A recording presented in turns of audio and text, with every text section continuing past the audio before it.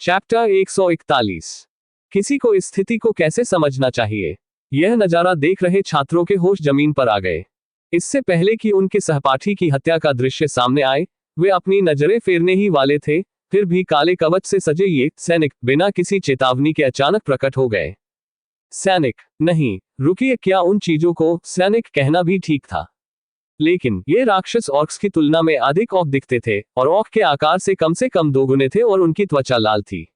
वास्तव में काले बख्तरबंद औक के सामने खड़े होने पर वह डरावना दिखने वाला औक अब अपनी किशोरावस्था में प्रवेश करने वाले एक लड़के जैसा दिखता था। लेकिन इसकी उम्मीद की जानी थी। छाया सैनिक जिन वू ने जिन आह की छाया में पीछे छोड़ दिए थे, वे हाई ऑक्स थे जो उच्च रैंकिंग वाले कालकोटरी से बॉस राक्षस फैंग्स के रक्षक के रूप में सेवा कर रहे थे। इतना ही नहीं, ये लोग वहां पाए जाने वाली योद्धा फसल की मलाई थे। नियमित ऑर्क्स ने उच्च ऑक योद्धाओं के विरुद्ध जाने का साहस किया। वह कैसी अजीब धारणा थी। मानव शक्ति में उस स्पष्ट अंतर को प्रदर्शित करने के लिए हाई ऑक ने एक शक्तिशाली मुक्का मारा। प्रभाव से एक ऑक का सिर टूट गया और मृत राक्षस कक्षा के फर्श पर गिर गया। इस बीच छात्र अब ठीक से घबरा रहे थे। कुछ ही सेकंड पहले तक जो भयानक राक्षस उनके जीवन को खतरे में डाल रहे थे, अब और भी अधिक राक्षसी राक्षसों द्वारा उनका नरसंहार किया जा रहा है। उनके सदमे और डर का वर्तमान स्तर उनकी सहन क्षमता से कहीं अधिक हो गया था और इन छात्रों के सिर के अंदर का हिस्सा पूरी तरह से खाली हो गया था। एक व्यक्ति को छोड़कर, वह था केवल जिन आह को उन काले कवचों का महत्व पता था और वह धीरे धीरे रोने लगी। क्या भाई ने ये सब किया? जिन आह को अंगरक्षकों की तिकड़ी की तरह उसके आसपास मौजूद इन 3 उच्च ऑक्स से उसके उत्पीड़न के निशान का एहसास हो सकता था। उसके पीछे खड़े 2 हाई ऑक्स को आगे बढ़ने की भी जरूरत नहीं पड़ी। सामने मौजूद हाई ऑक ने स्काउट लीडर ऑक के सिर को नष्ट कर दिया। भागने की कोशिश कर रहे 2 बचे हुए ऑक्स की गर्दन को पकड़ने के लिए आगे बढ़ा। अब हवा में ऊंचे उठे हुए 2 राक्षसों ने लात मारी और सख्त संघर्ष किया, लेकिन उनका संघर्ष अंततः व्यर्थ गया क्योंकि उनके सिर एक दूसरे पर हिंसक रूप से पटक दिए गए। मृत राक्षस और उनके टूटे हुए माथे फर्श पर ढेर के एक जोड़े में गिर गए। पलक झपकते ही कक्षा पर आक्रमण करने वाले 3 ऑक्स का ध्यान रखा गया। वह अंत था। हाई ऑक्स ने फिर से अपने स्थानों से आगे बढ़ना बंद कर दिया और चुपचाप जिन आह के किनारों की रक्षा की। इस तरह कितने सेकंड टिक गए। तब तक विद्यार्थियों को कुछ हद तक शांति प्राप्त हो चुकी थी। अपने अभी भी धड़कते दिलों को दबाने की पूरी कोशिश करते हुए उन्होंने चुपचाप एक दूसरे से नजरें मिलाईं। यहाँ क्या हो रहा है? क्या उन राक्षसों ने हमें बचाया? क्या हमारी सुरक्षा की जा रही है? कम से कम उन्हें यकीन था कि ये काले बख्तरबंद ऑक्स उन्हें नुकसान नहीं पहुंचाएंगे। भाई कहाँ है? क्या वह यहाँ है? जिन आह ने रोते हुए जिन वू के बारे में पूछा, लेकिन हाई ऑक सैनिकों ने उसे कोई जवाब नहीं दिया। इसके बजाय जब उसने कहीं और जाने की कोशिश की तो उन्होंने उसे हल्के से रोक दिया। जब जिन आह ने सावधानी से हाई ऑक की ओर देखा तो प्राणी ने चुपचाप अपना सिर हिला दिया। इन हाई ऑक्स के लिए सर्वोच्च प्राथमिकता जिन आह की सुरक्षा को सुनिश्चित करना था। वे उसे इमारत के आसपास घूमने नहीं दे सकते थे, जबकि वह इस समय दुश्मनों से भरी हुई थी। और निश्चित रूप से कक्षा के बाहर से सीढ़ियों पर चढ़ते कदमों की आवाज सुनी जा सकती थी। हाई ऑक सैनिकों ने अपनी पीठ और कमर पर रखे अपने हथियारों को बाहर निकालना शुरू कर दिया। जैसे जैसे वे कदम करीब आ रहे थे, छात्र और अधिक तनावग्रस्त हो गए, लेकिन साथ ही जब उन्होंने इन हाई ऑक्स को शांति से लड़ाई के लिए तैयार होते देखा तो आशा उनके दिलों में घर कर गई। यह आशा कि वे यहां से जीवित निकल सकेंगे और राहत की भावना की शक्तिशाली सहयोगी उनकी रक्षा कर रहे थे। हालांकि उनमें से अभी भी कुछ ऐसे थे जो भावनाओं के अव्यवस्थित मिश्रण भय, चिंता, घबराहट, दुख आदि से रो रहे थे। छात्रों ने अपने रोते हुए दोस्तों को कसकर गले लगाया और अपनी सांसें रोक ली। कदम और करीब आते जा रहे थे और इसलिए स्कूल भवन के चारों ओर फैले ऑर्क्स ने अपने भाइयों की मौत की आहट सुनी और तीसरे वर्ष के वरिष्ठ छात्रों की कक्षा के पास इकट्ठा होना शुरू कर दिया। सिग्नल तेज और स्पष्ट आ रहा था। हाई ऑक्स को उसकी बहन की सुरक्षा का जिम्मा सौंपा गया था और वे शक्तिशाली संकेत भेज रहे थे। क्या जिन आह के आसपास कुछ हुआ? सेओंग हंटर महोदय, जियोंग ये रिम ने उसे फिर से पुकारा। वह अभी भी चिंतित लग रहा था। अपने होठों को मजबूती से बंद करके जिन वू उसके पास से चला गया। उसने एकदम असमंजस में अपना सिर झुका लिया। उसे क्या मिला है? हंटर सेओंग जिन वू का रवैया, जो कुछ सेकंड पहले तक व्यवहारिक रूप से विश्राम का प्रतीक था, अचानक 180 पर पहुंच गया। वह अब उसके चेहरे पर अभिव्यक्ति को देखकर यह भी कह सकती है कि उसे कोई और काम करना था। हंटर सेओंग जिन वू एक रैंक एस था। ऐसा आदमी अब उसके चेहरे पर गंभीर अभिव्यक्ति के साथ अपने पीछे देख रहा था। क्या इसका मतलब ये हो सकता है कि जिस रास्ते पर वे पहले चले थे, उस पर उसने कुछ खोजा था, कुछ ऐसा जिसे वे सभी उस समय नोटिस करने में विफल रहे थे? उसे अचानक अपनी चिंता बढ़ती हुई महसूस हुई। एक व्यक्ति के दृष्टिकोण को महसूस करने के बाद जियोंग यून ताए ने पीछे देखा। सर, सियोंग हंटर महोदय यहाँ पर चल रहा है क्या? पाक जोंग सू ने अपनी प्रगति रोक दी, जिसका मतलब था कि आक्रमण टीम की प्रगति भी स्वाभाविक रूप से रुक गई। सियोंग जिनवू हंटर महोदय क्यों होगा? वह देखने के लिए पीछे मुड़ा, लेकिन पास आ रहे जिनवू और उसकी आंखों पर नजरें गड़ाने के बाद अनजाने में उसकी सांसें थम गईं। जिनवू का माहौल कुछ ही क्षण पहले से बिल्कुल अलग था। क्या चल रहा है? उस संक्षिप्त क्षण में पाक जोंग सू ने जल्दी से अपनी यादों को खंगाला, ये देखने के लिए कि क्या उसने जिनवू को परेशान करने के लिए कुछ बेवकूफी की है। लेकिन चाहे उसने अपने दिमाग पर कितना भी जोर डाला हो, उसे कोई उत्तर नहीं मिल सका।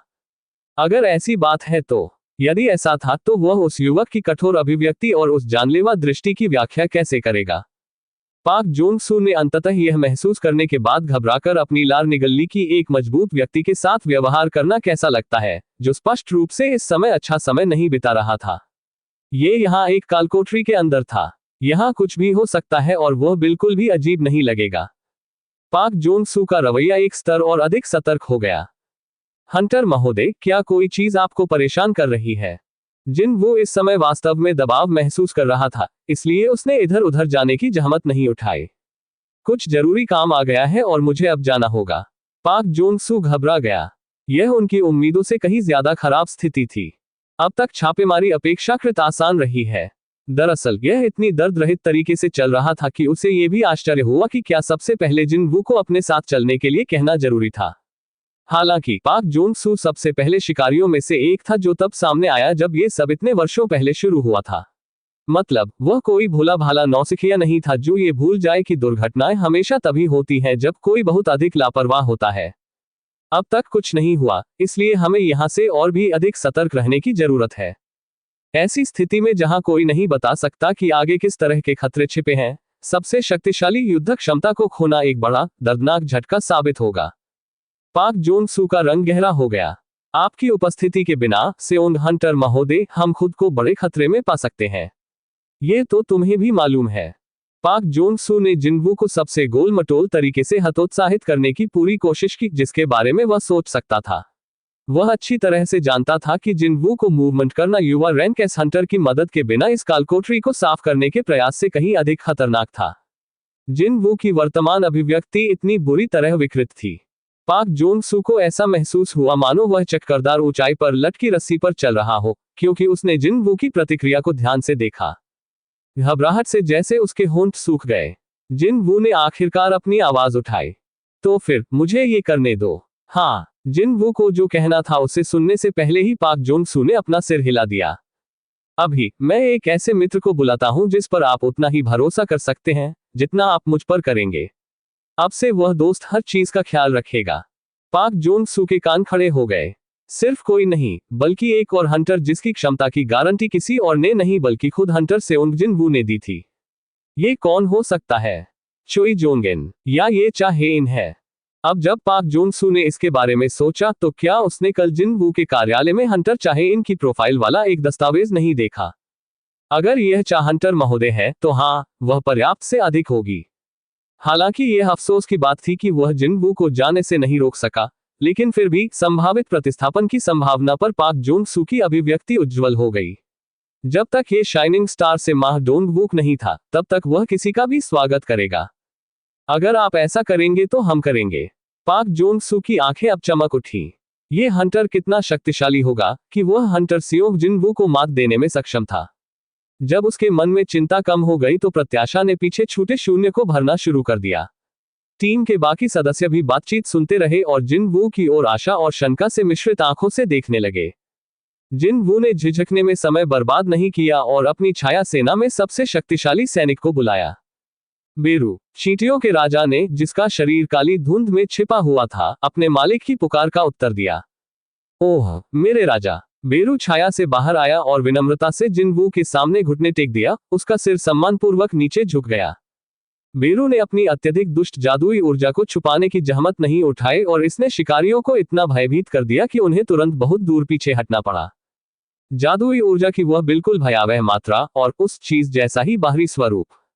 क्या ऐसा हो सकता है? नहीं, लेकिन कैसे? इन शिकारियों ने तुरंत बेरू की पहचान ली। बिना किसी संदेह के ये वही उत्परिवर्तित चींटी राक्षस था जो जेजू द्वीप की चींटी सुरंग के अंदर कोरियाई रैंकेस हंटर्स के साथ खेलता था। पाक जोंग सू ने जल्दी से पूछा, अपनी आवाज में अपना सदमा छिपाने में असमर्थ। हंटर महोदय, क्या वह जेजू का उत्परिवर्तित चींटी राक्षस नहीं है?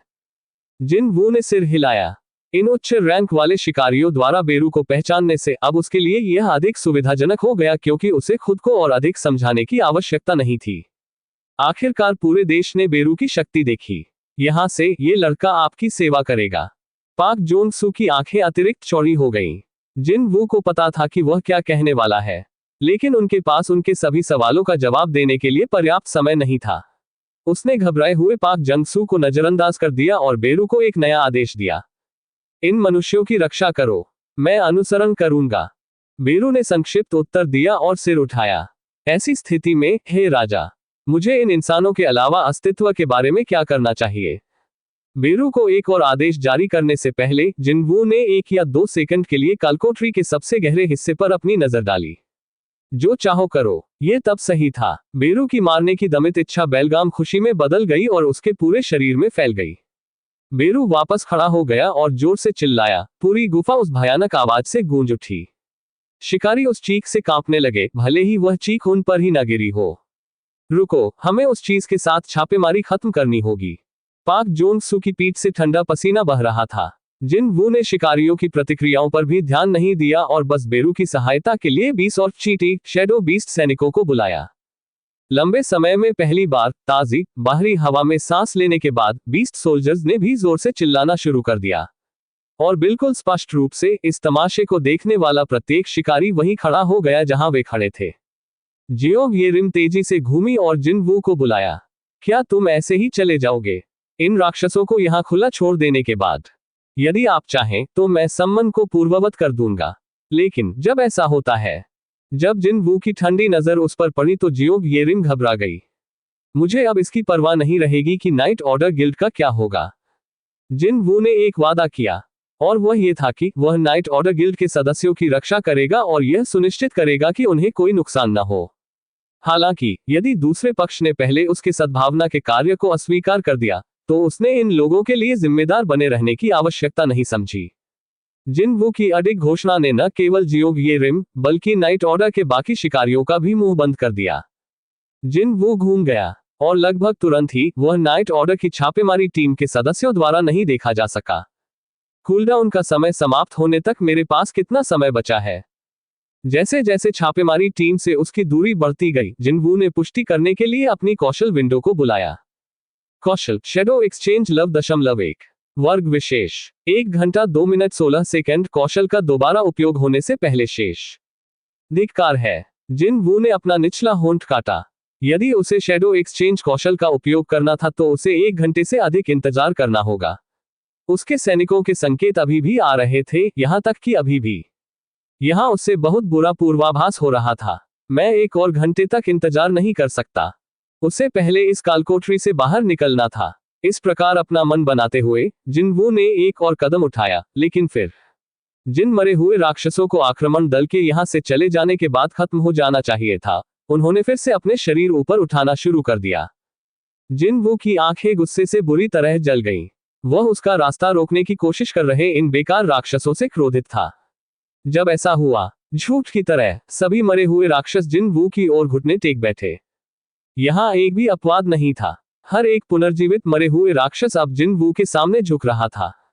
लेकिन क्यों? जिन वू ने अपना सिर झुका लिया। क्या आक्रमण दल द्वारा सामना किए गए प्रत्येक राक्षस के इतना भयभीत होने का कारण केवल वही हो सकता है? क्या ऐसा इसलिए है क्योंकि मेरे पास मरे हुए लोगों को नियंत्रित करने में सक्षम नेक्रोमेंसर की तुलना में उच्च रैंक वाला वर्ग है? मौजूदा स्थिति हैरान करने वाली थी, लेकिन उसके पास इतना समय नहीं था कि वह इस बारे में गहराई से सोच पाता।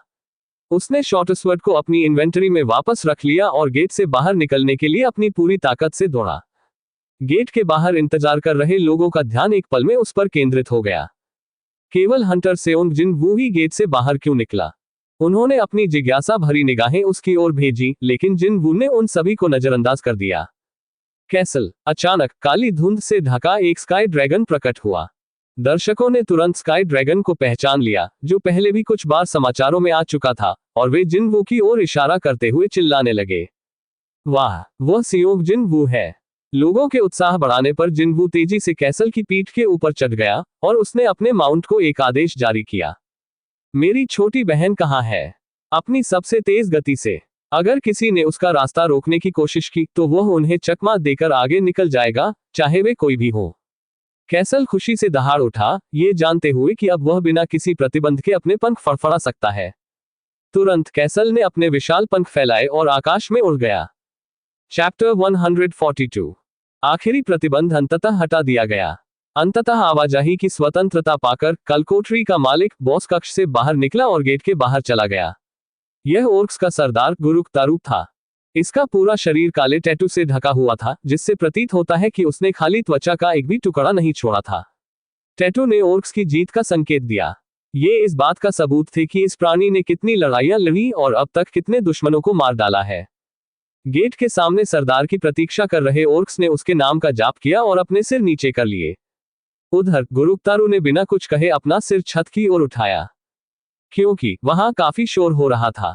कुछ समय हो गया था जब उन्नत स्काउट्स ने कुछ योद्धाओं को ये घोषणा करते हुए ले लिया था कि वे मनुष्यों के इस महल को जीत लेंगे।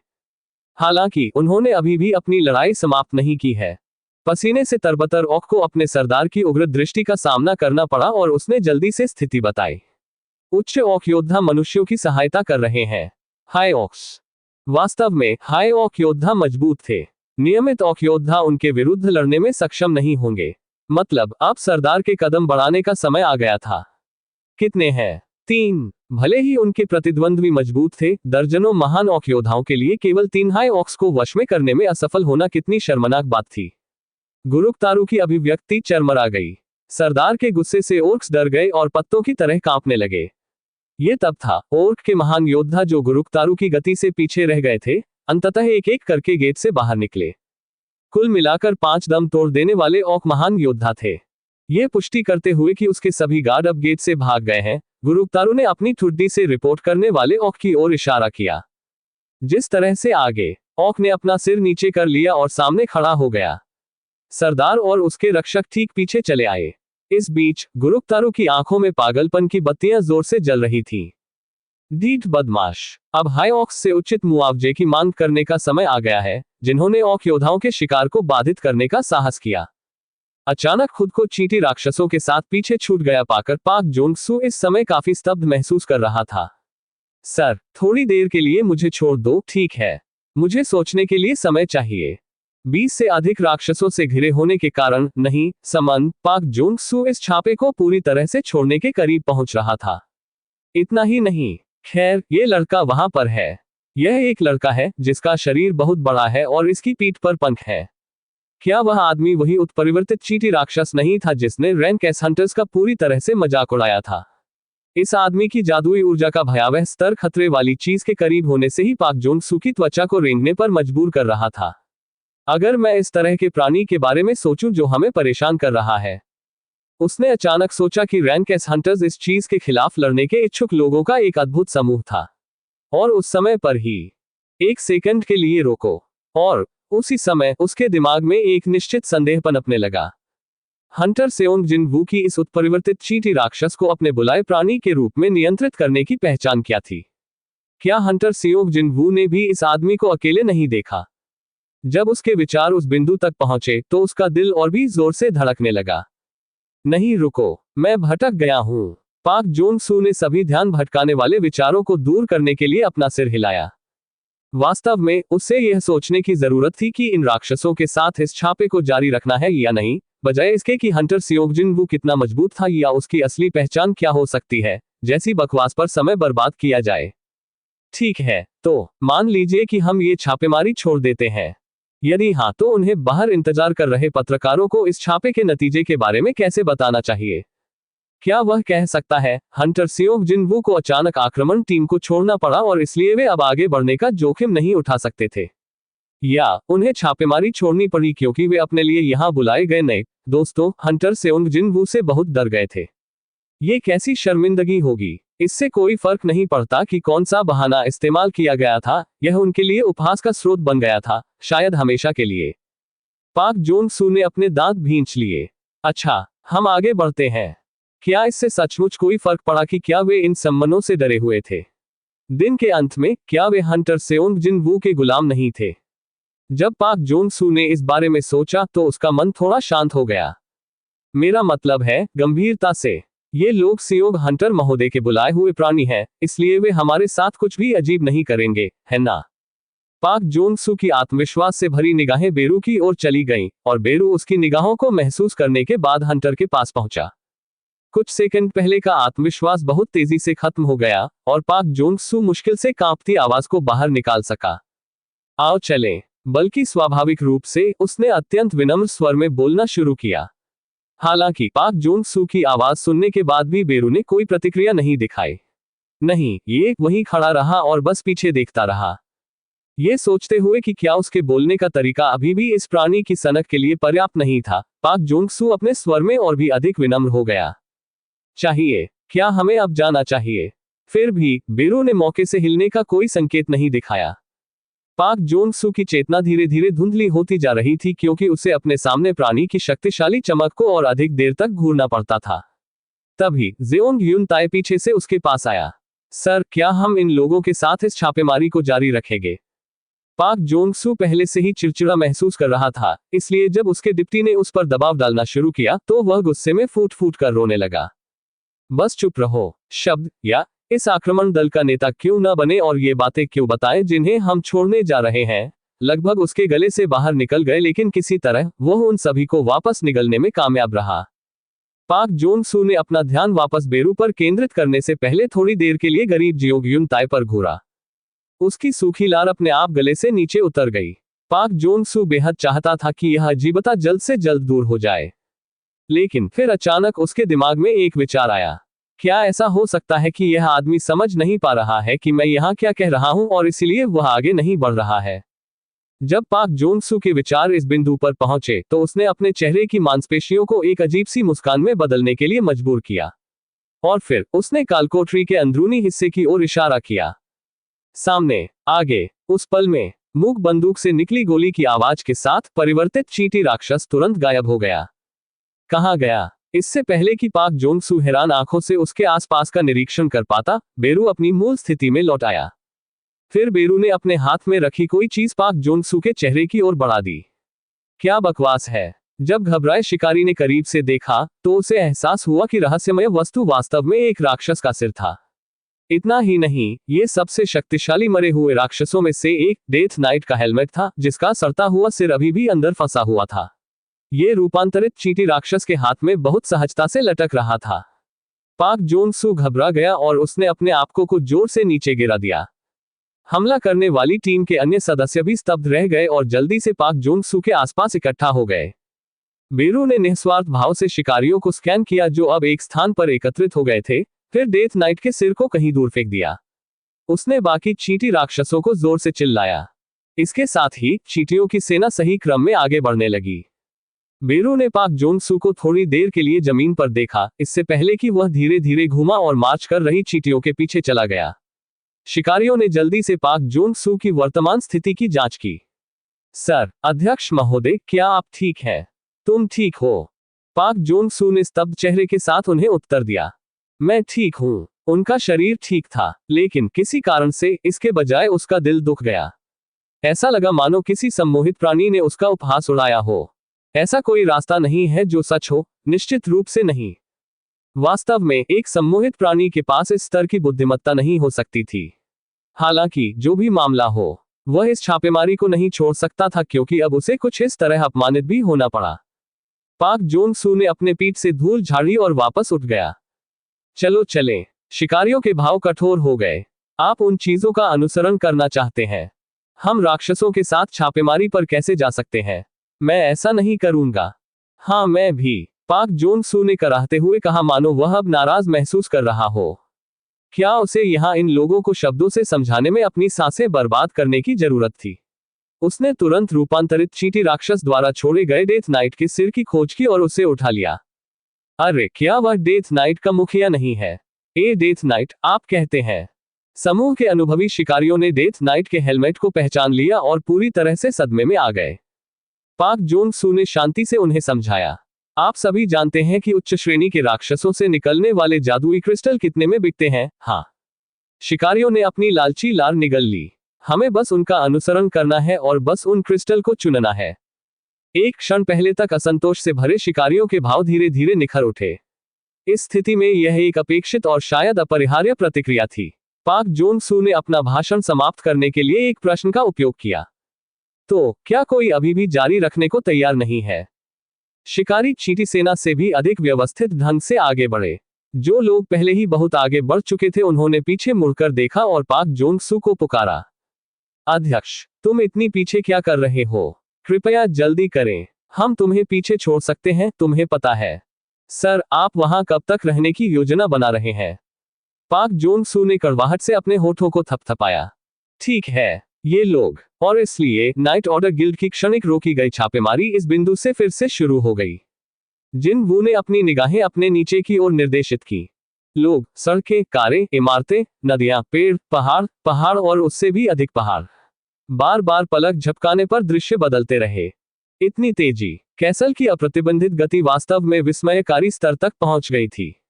यदि वह एक साधारण, नियमित रूप से शक्तिहीन व्यक्ति होता और वहां सर्वोच्च श्रेणी का शिकारी नहीं होता, तो वह उस वायु दबाव को सहन करने में सक्षम नहीं होता जो इस समय उसके शरीर पर पड़ रहा था।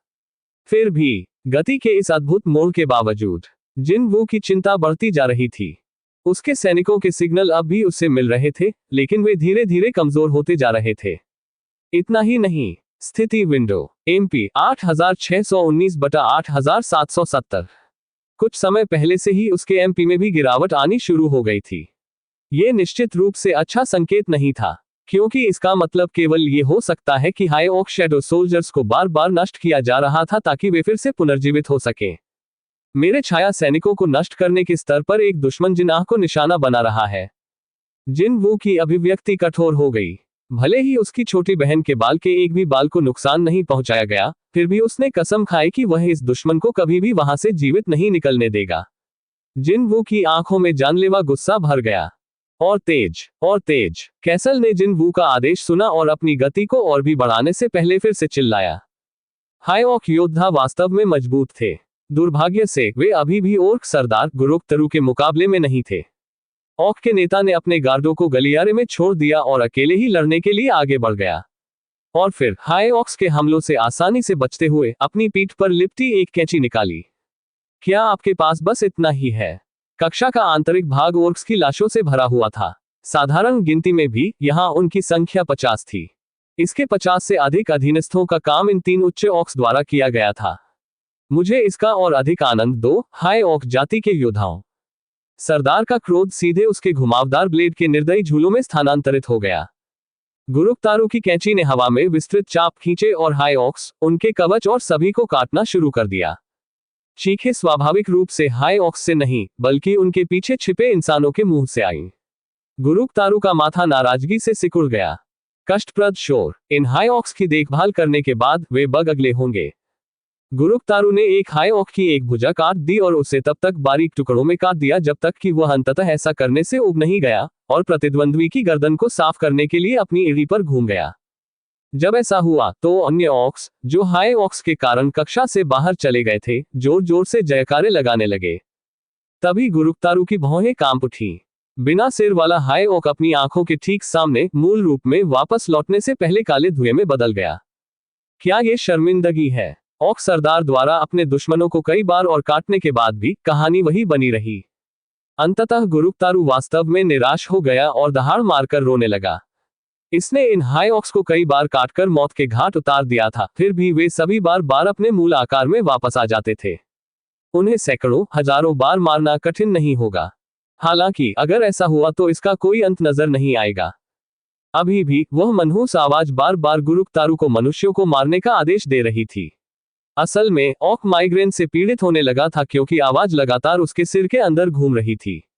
लेकिन इसका मतलब यह नहीं है कि वह इन हाई ऑक्स को नजरअंदाज कर सकता है और मनुष्यों को मारने की कोशिश भी कर सकता है। इसे खत्म करने का समय आ गया है। गुरुक्तारू ने अपने मस्तिष्क को गियर में घुमाया। यदि ये हाई ऑक्स किसी प्रकार के जादू टोने से निर्मित है तो इसमें कोई संदेह नहीं है कि उन्हें कहीं ना कहीं कोई जादूगर नियंत्रित कर रहा होगा। गुरुक्तारू ने पिछली लड़ाइयों में कई अलग अलग प्रकार के जादू टोने के खिलाफ लड़ाई लड़ी थी और इसलिए बाद में उसे ये भी पता था कि इस गंदी चाल को हमेशा के लिए कैसे खत्म किया जाए। वह महिला, वह मानव मादा इन हाई ऑक्स के बहुत पीछे खड़ी है और अपनी सांस रोक रही है। बेहोश होने के बावजूद वह किसी तरह इन हाई ऑक्स से जुड़ी हुई थी। गुरुक्तारू की आंखें खतरनाक ढंग से चमक उठी। तो क्या ये तुम हो? अपने जानलेवा क्रोध के लिए राक्षस का लक्ष्य उस पर पुनर्निर्देशित किया गया था। जिस क्षण जिनाह की नजर गुरुक्तारू पर पड़ी, उसका पूरा शरीर अनियंत्रित रूप से कांप उठा। वह मानव लड़की निश्चित रूप से कुछ जानती थी। गुरुक्तारू ने ऐसा निर्णय लिया और अपने पीछे देखते हुए जिनाह की ओर इशारा किया। उस मानव लड़की को मार डालो। इसके शब्द समाप्त होने से पहले ही पीछे से लड़ाई देख रहे रक्षक गुरुक्तारू के आदेश को पूरा करने के लिए आगे बढ़े। फिर हाई ऑक्स ने आगे बढ़ने वाले गार्डों के खिलाफ सख्ती से रोकने के लिए गुरुक्तारू को उनके सामने नजरअंदाज कर दिया। मैंने भी यही सोचा। सचमुच ऑक्स सरदार का अनुमान सही था।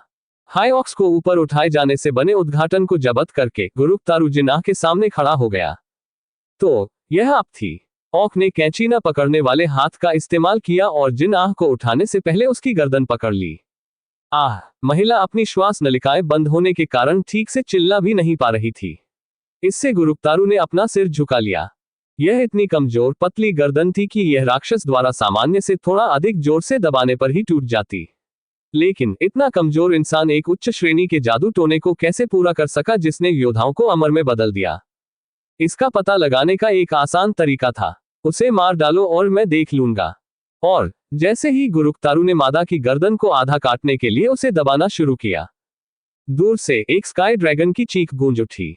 चैप्टर 143। तुरंत गुरुक्तारू को लगा कि उसके शरीर का हर बाल खड़ा हो गया है। यह क्या है? जैसे जैसे समय अत्यधिक तनाव से धीमा हुआ, ऑक सरदार की एक योद्धा की प्रवृत्ति अपनी सीमा तक प्रशिक्षित ने अनगिनत चेतावनी की घंटियां भेज दी। इसमें कहा गया कि वास्तव में एक भयानक प्राणी इस ओर जा रहा था। ऑक के दिल की धड़कन की आवाज उसके कानों में दर्द भरी गूंज रही थी, जैसे वज्रपात की एक श्रृंखला। अगर यह अभी यहां से नहीं निकला तो मार दिया जाएगा। एक योद्धा की तीक्ष्ण प्रवृत्ति एक महीन ब्लेड की तरह धारित, कभी कभी दूरदर्शिता के उपहार के समान शक्तियां प्रदर्शित करती है। बिल्कुल अभी की तरह।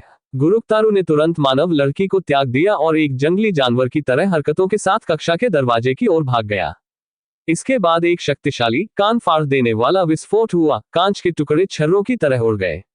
इस बीच दरवाजे पर तैनात ऑक्स तेजी से पीछे हटने लगे जब उनके सरदार की पीठ अचानक उनकी आंखों के सामने आ गई। गुरुक्तारू ने निशब्दतापूर्वक आगे की ओर देखा। उसकी सांसें अब बेहद सतर्क हो गई हैं। यह एक असामान्य और भयानक माहौल पैदा कर रहा था। यह एक मानव नर को देख सकता था जिसे इसने उस स्थान पर खड़े होने से पहले नहीं देखा था जहां अभी मानव लड़की थी। गुरुक्तारू ने अपनी निगाहें थोड़ी सी उस ओर घुमाई। इसका विपरीत कोना वह था जहां खिड़कियां थीं। उस पूरी दीवार में कुछ भी नहीं बचा था, जैसे कि उस पर किसी शक्तिशाली घेराबंदी के हथियार से हमला किया गया हो। क्या इंसान खिड़कियां तोड़कर अंदर आया? अपनी उत्कृष्ट गतिशील दृश्य तीक्ष्णता के बावजूद ऑक सरदार अभी भी उस व्यक्ति की गतिविधियों का अनुसरण करने में विफल रहा। एक शक्तिशाली प्रतिद्वंद्वी के अचानक प्रवेश पर गुरुक्तारू केवल अपनी लार निगल सकता था। ठंडे पसीने का एक कतरा उसकी कनपटी से नीचे बह रहा था। वह चीख सुनकर गुरुक्तारू का सिर ऊपर की ओर उठ गया। छत के पार, छत से परे एक और शक्तिशाली दुश्मन बाज की तरह ऑक के सिर के ऊपर चक्कर लगा रहा था और शिकार के उभरने का इंतजार कर रहा था। यह एक कठिन लड़ाई बन सकती है। गुरुक्तारू की आंखें अब घबराहट के रंग में रंगी हुई थीं, कुछ ऐसा जो कुछ क्षण पहले तक अस्तित्व में नहीं था। नए दुश्मन ने ऑक सरदार और उसके अधीनस्थों की उपस्थिति को पूरी तरह से नजरअंदाज कर दिया और बस मानव महिला की स्थिति की पुष्टि करने के लिए आगे बढ़ा। गुरुक्तारू ने अपने शत्रु से बात की। मैं रेड ब्लेड की गौरवान्वित जनजाति से गुरुक्तारू हूं। ये योद्धा का परिचय था जो केवल एक प्रतिद्वंद्वी को दिया गया था जो ऑक के जीवन को छीनने में सक्षम था। अपना परिचय पूरा करने के बाद गुरुक्तारू ने मानव पुरुष से पूछा, और आप कौन है? जिन वू ने अपना सिर उठाया और धीरे से बोला, अपना मुंह बंद करो और चुपचाप वहां अपनी बारी का इंतजार करो। क्या किसी इंसान ने अभी अभी ओर्क्स की भाषा का इस्तेमाल किया है? ओक का आश्चर्य केवल एक पल के लिए रहा। शायद यह उस आदमी की आवाज में निहित शक्ति के कारण था। कोई भी ओक्स, जिसमें गुरुक्तारू भी शामिल था, उस स्थान से 1 इंच भी हिलने की हिम्मत नहीं कर सका। जिन वू ने धीरे से जिनाह की पीठ थपथपाई क्योंकि वह खांसती और घरघराती रही, जबकि उसने ध्यान से जांच की कि क्या उसे कोई चोट लगी है। गनीमत ये रही कि वह कुछ देख नहीं सका। उसकी गर्दन पर स्पष्ट रूप से दिखाई देने वाले हाथ के निशान का एकमात्र अपवाद यही था। जिन वू ने पूछा, उसकी अभिव्यक्ति कठोर और क्षमा न करने वाली थी। क्या तुम ठीक हो, भाई? जिनाह ने आखिरकार खांसना बंद कर दिया और उसके आलिंगन में कूद गई। उसकी आंखों से आंसू बह रहे थे। जिन वू ने धीरे से उसके बालों को सहलाया, जैसे कि वह एक डरे हुए बच्चे को शांत कर रहा हो। छात्रों को आखिरकार एहसास हुआ कि उनकी आंखों के सामने वह आदमी कौन था। वह सियोंग जिनवू था, एक हंटर रैंक एस। हम बच गए। छात्रों ने जिनवू के चेहरे की पुष्टि की और फिर से रोने लगे। ये आंसू पहले की तरह निराशा और भय के नहीं थे, बल्कि उनके द्वारा महसूस की गई खुशी और राहत के मिश्रण से बने थे। अब ठीक है, मैं यहाँ हूँ, इसलिए सब कुछ ठीक हो जाएगा। जिन वू ने धीरे से अपनी रोती हुई बहन को शांत किया, जबकि अपनी संवेदी धारणा को स्कूल के बाकी लोगों तक बढ़ाया। और इस बड़े स्कूल भवन के भीतर मनुष्यों की एकमात्र उपस्थिति जिसे वह देख सकता था वह थी 17। जिन वू का कठोर रंग अब क्रोध के अंधेरे में रंगा हुआ था। उसने बहुत सावधानी से अपनी बहन को अपने से अलग किया, क्योंकि वह बहुत कोशिश कर रही थी कि वह उसका साथ न छोड़े। फिर उसने बचे हुए छात्रों की सटीक संख्या से मेल खाने वाले अपने छाया सैनिकों को बुलाया। हर कोई इमारत से बाहर मेरे आदेश का पालन करे। विद्यार्थियों ने सिर हिलाया और सैनिक उन्हें गले लगाकर उठाने के लिए आगे बढ़े। जहां तक जिनाह की बात है, उसने उसे विशेष रूप से इग्रिड को सौंपा था। कृपया नीचे मेरे लिए प्रतीक्षा करें, ठीक है? इससे निपटने के बाद मैं जल्द ही आपके साथ जुड़ने जा रहा हूं। आमतौर पर जिनाह उसके उत्पीड़न को रोकने की कोशिश करती थी, उससे कहती थी कि उन्हें एक साथ जाना चाहिए, भले ही वह रैंक एस हंटर हो या नहीं। नहीं, वह तब भी यही कहेगी भले ही वह कुछ बड़ा हो। लेकिन अब वह ऐसा नहीं कर सकी, क्योंकि जिन वू की वर्तमान अभिव्यक्ति उसके लिए उन शब्दों को कहने के लिए बहुत अधिक डरावनी थी। तो जिनाह केवल अपना सिर हिला सकती थी। जिन वू ने अपना संकेत दिया और छात्रों को ले जाने वाले सैनिक एक एक करके नष्ट हुई दीवार से बाहर कूद गए। लगभग पकड़े गए शिकार को भागते हुए देखकर गलियारे में ऑक्स थोड़ा झिझक गए। जब ऐसा हुआ तो जिन वू ने अपनी बर्फ जैसी ठंडी आंखों से उन्हें घूरा। मैंने तुमसे कहा था कि हिलना मत। किसी प्रकार के झूठ की तरह सभी ऑक्स ने पूरी तरह से चलना बंद कर दिया। उनमें से कोई भी उसकी चकाचौंध के सामने नहीं जा सका। ओर्क्स में से एक, जिसका रंग बिल्कुल पीला था, ने इधर उधर अपनी निगाहें घुमाई और सावधानी से गुरुक्तारू को फुसफुसाया। चीफ, हालांकि गुरुक्तारू उस ऑक्स से सहमत था। यह सच था कि अभी उन कमजोर शिकार के बच निकलने की परवाह करने का समय नहीं था। नहीं, उन्हें अपनी आंखों के सामने ही शिकारी का ध्यान रखना चाहिए। जल्द ही शिकारियों के बीच लड़ाई शुरू होगी, जहां यह तय होगा कि कौन कौन खाएगा। फिर भी हम उन्हें इतनी आसानी से दूर नहीं जाने दे सकते। गुरुक्तारू ने एक छोटा सा गुप्त संकेत भेजा और उसके 2 रक्षक बिना कोई आवाज किए आगे बढ़ गए। ये पुष्टि करने के बाद कि सभी छात्र कक्षा से सुरक्षित निकल गए हैं, जिनवू ओर्क्स का सामना करने के लिए घूमा। उसने उन्हें जाने नहीं दिया क्योंकि उसे उनके घायल होने की चिंता थी। ये तुच्छ ऑक्स, उसे पलक झपकते ही उन सभी को मार डालने का भरोसा था। वह बस अपनी छोटी बहन या अन्य बच्चों को यह नहीं दिखाना चाहता था कि यहाँ क्या होने वाला है, बस इतना ही था। और अब देखने वाली आंखें नहीं रहीं। मतलब अब उसकी हरकतों पर रोक लगाने वाली कोई बात नहीं थी। जिन वू की नजर थोड़ी देर के लिए कक्षा के बाहर सीढ़ियों की ओर चली गई। उसने महसूस किया कि 2 ऑक्स अपनी क्षमता के अनुसार अपनी उपस्थिति छिपाते हुए नीचे की ओर जा रहे थे। ऐसा लग रहा था कि वे बच्चों के पीछे जा रहे थे, लेकिन इससे कोई फर्क नहीं पड़ा। उसने इग्रिड को वहां भेजा था और कैसल भी हवा में चक्कर लगा रहा था। तो फिर बाकी काम इन लोगों से निपटना है। जिन वू ने धीरे से सांस छोड़ी। बाहर निकलने वाली हवा में भारी मात्रा में जादुई ऊर्जा थी। गुरुक्तारू ने उससे फिर पूछा, आप कौन है? तुम हमारी भाषा कैसे बोल सकते हो? जिन वू ने ऑक की बातों को नजरअंदाज कर दिया और धीरे धीरे उन तक पहुंच गया। यह महसूस करते हुए कि मानव पुरुष का जवाब देने का कोई इरादा नहीं था, गुरुक्तारू ने अपने नुकीले दांत निकाले और चिल्लाया, आक्रमण करो। सरदार का आदेश सुनने के बाद बहादुर ऑक योद्धा तुरंत जिन वू पर टूट पड़े। खुरुरुख खुरारक। जब उन्होंने ऐसा किया तो समय थम गया। एक पल के इस फ्रीज फ्रेम के भीतर जिन वो इत्मीनान से ऑक्स के बीच चले गए जो धीरे धीरे पीढ़ा से आगे बढ़ रहे थे और उन्हें एक एक करके नष्ट करने के लिए आगे बढ़े। उन्हें अपने हथियार निकालने की भी जरूरत नहीं पड़ी, उसे केवल अपनी उंगली का उपयोग करने की आवश्यकता थी। हर बार जब जिनवू की उंगली किसी ऑक्स से टकराती थी तो राक्षसों के सिर, कंधे, कलाई, कमर और मध्य भाग टुकड़े टुकड़े हो जाते थे और पलक झपकते ही 20 से अधिक ऑक्स को पूरी तरह से नष्ट करने के बाद जिनवू गुरुक्तारू के सामने खड़ा था। ऑक्स सरदार मुश्किल से ही जिनवू की बात की छवि को अपनी आंखों से देख सका। इसके कांपते होंठ बड़ी मुश्किल से खुले, उसे अपनी कैंची घुमाने का भी मौका नहीं मिला। जिनवू के बाएं हाथ ने गुरुक्तारू के मुंह और जबड़े को पकड़ लिया और ऑक केवल दयनीय रूप से विलाप कर सका। जिनवू वैसे ही आगे बढ़ा और ओर्क का सिर गलियारे की दीवार पर पटक दिया। खाली गलियारा जोरदार धमाके से गूंज उठा। जिनवू की नजर गलियारे के दोनों छोर की ओर चली गई। ये छात्रों के अवशेषों से भरा हुआ था। ये वास्तव में देखने में कठिन और भयानक दृश्य था। हालांकि जिनवू ने अपनी निगाहें नहीं हटाई और इन बच्चों में से हर एक की दृष्टि को अपने दिमाग में अंकित कर लिया ताकि वह दोषी व्यक्ति से मुआवजे की मांग कर सके। जिनवू ने अपनी आंखें गुरुक्तारू पर स्थानांतरित कर दी। क्यों? उसकी आवाज अतुलनीय रूप से बर्फीली थी। आपकी जाति इस हद तक इंसानों को क्यों मारना चाहती है? गुरुक्तारू ने लंबे समय से विरोध करने की अपनी इच्छा खो दी थी और जवाब देते समय वह केवल डर से कांप सकता था। हमारे दिमाग में हमें बताया जा रहा है इंसानों को मारने के लिए। जिनवू क्षण भर के लिए भ्रमित हो गया। इंसानों को मार डालो, ठीक इसी बात के बारे में उसने पहले भी सुना था, लेकिन उस समय उसने इंसान शब्द की व्याख्या शिकारी के लिए एक और शब्द के रूप में की थी। लेकिन अब जब उसे इस राक्षस का जवाब सुनने को मिला तो ऐसा लगा कि मानव शब्द का मतलब वास्तव में सभी इंसानों से है। तब मेरा क्या? जिनवू ने ऑक्स से फिर पूछा, क्या तुम्हें वह आवाज नहीं सुनाई दे रही है जो तुम्हें मुझे मार डालने के लिए कह रही है? वह अपना चेहरा करीब लाया। यह अवश्यंभावी था कि गुरुक्तारू जिनवू की आंखों में देखेगा। ऑक ने अपना सिर हिलाना शुरू कर दिया और जोर से कांपने लगा जैसे उसने वहां कुछ खोज लिया हो। माफ कर दो मुझे। कुछ असंभव हुआ। ओर्क जाति का वह वीर और पराक्रमी महान योद्धा छोटे बच्चे की भांति आंसू बहाने लगा। जिनवू को लगा कि उसके सिर के अंदर का हिस्सा अचानक ठंडा हो गया है जब उसने भयभीत राक्षस को अपने सामने डरते हुए देखा। तो ऐसा ही है। इस आदमी के दिमाग में भी उसे एक इंसान के रूप में नहीं देखा जा रहा था। क्या ऐसा था? खैर, इससे वास्तव में कोई फर्क नहीं पड़ता।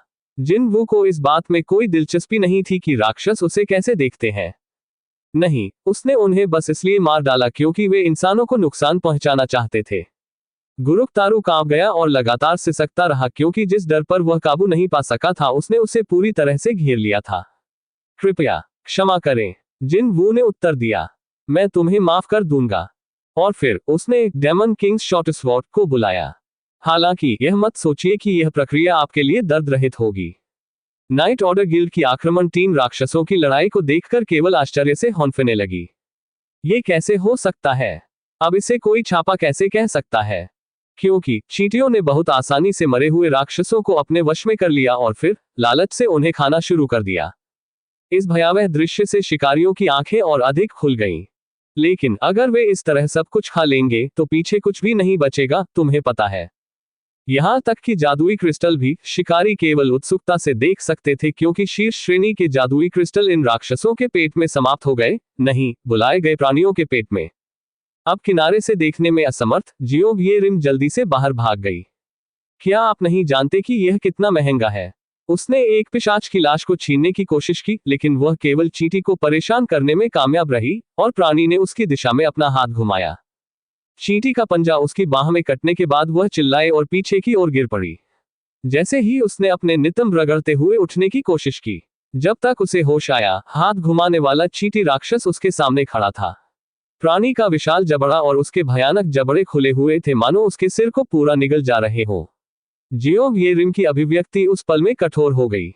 ये तभी था। बेरू झपट्टा मारकर आया था और उसने उस चींटी को घुमा दिया। उसने अपना खुद का मावा चौड़ा किया जैसे कि इस चींटी ने एक पल पहले कैसे किया था और फिर वह अविश्वसनीय रूप से जोर से चिल्लाया।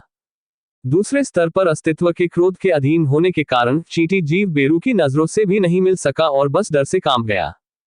बेरू ने चींटी का कंधा छोड़ दिया जिससे जीव तेजी से वहां से भाग गया। जियोंग येरिम ने इस दृश्य को पूरी तरह से अचंभित होकर देखा, लेकिन बेरू उसके पास आया और अपना हाथ आगे बढ़ाया। फिर भी हर चीज से स्तब्ध होकर उसने प्रस्तावित हाथ को पकड़ लिया और अंततः वापस खड़ी होने में सक्षम हो गई। वह कुछ कहने ही वाली थी कि उसके होंठ रुक गए, क्योंकि उसने बेरू की उंगलियों के चारों ओर घूमती हुई हल्की नीली रोशनी देखी थी। इसीलिए उपचार जादू। जियोंग येरिम की भौहें आश्चर्य से ऊंची उठ गईं।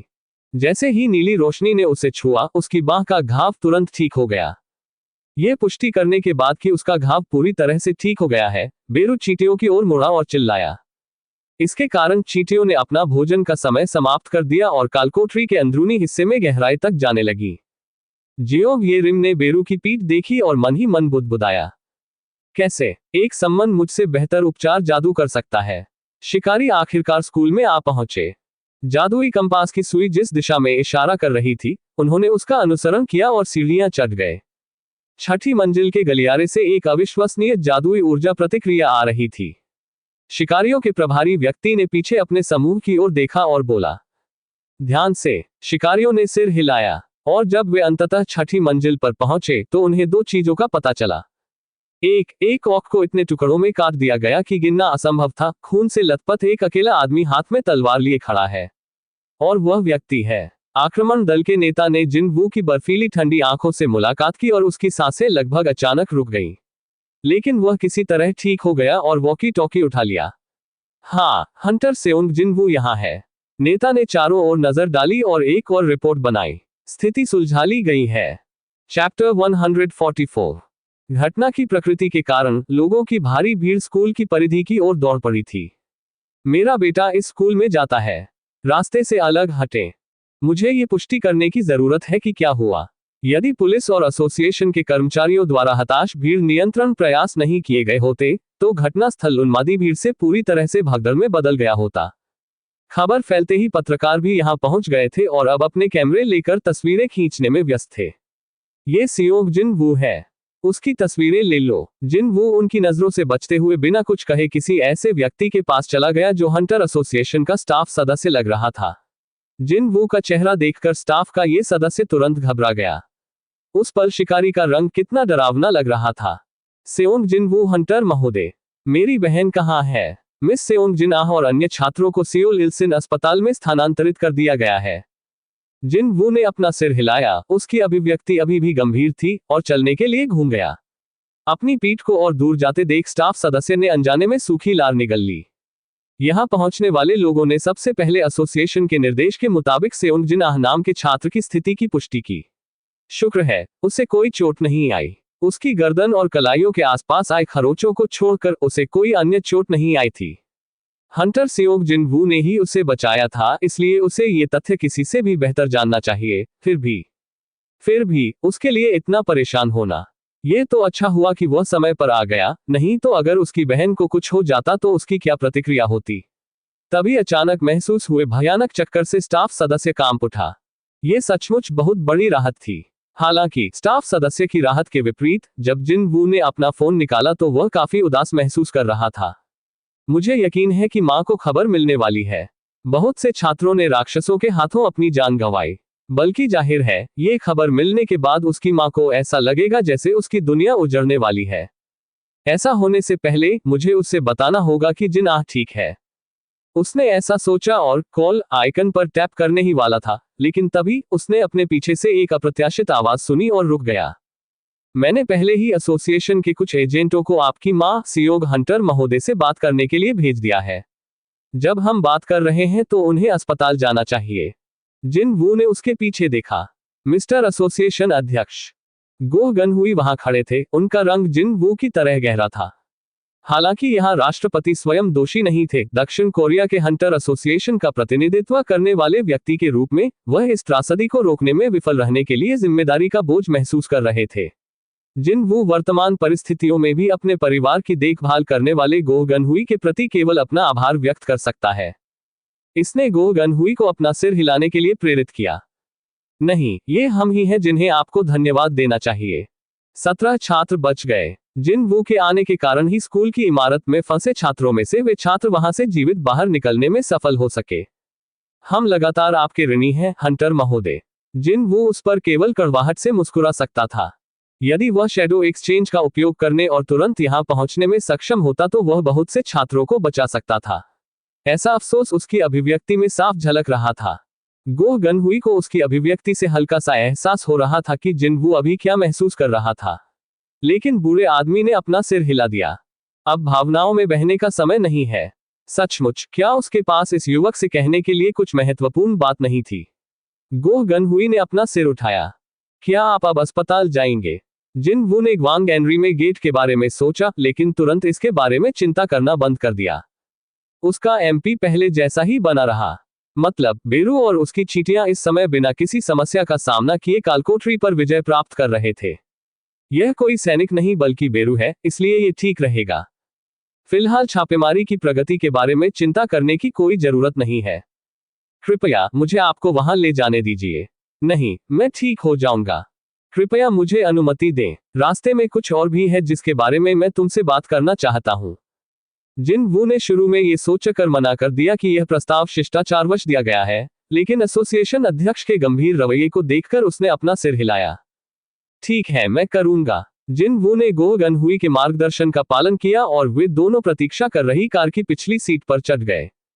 भले ही यह एक पूर्ण आकार का सैलून था, लेकिन गोह गनहुई के विशाल फ्रेम और जिनवू के चौड़े कंधों के चढ़ने के बाद पीछे की सीट तंग महसूस हुई।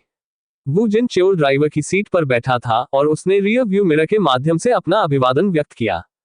जिनवू ने भी उसके अभिवादन में थोड़ा सिर हिलाया।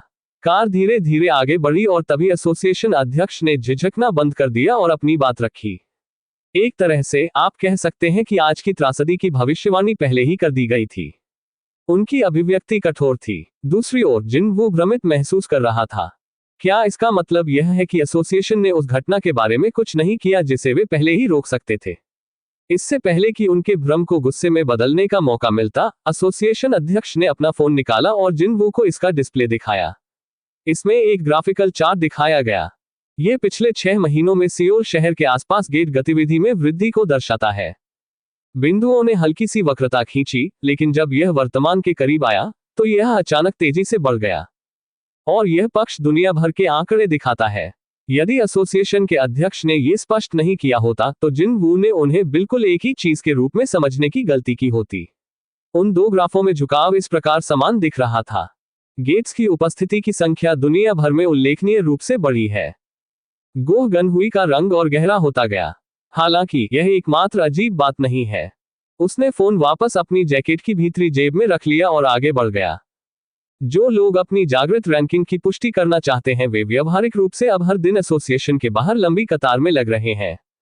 जिन द्वारों से राक्षस निकलते हैं उनकी संख्या बढ़ रही थी, और साथ ही द्वारों को अवरुद्ध करने वाले शिकारियों की संख्या भी बढ़ रही थी। मानो संतुलन बनाए रखना हो।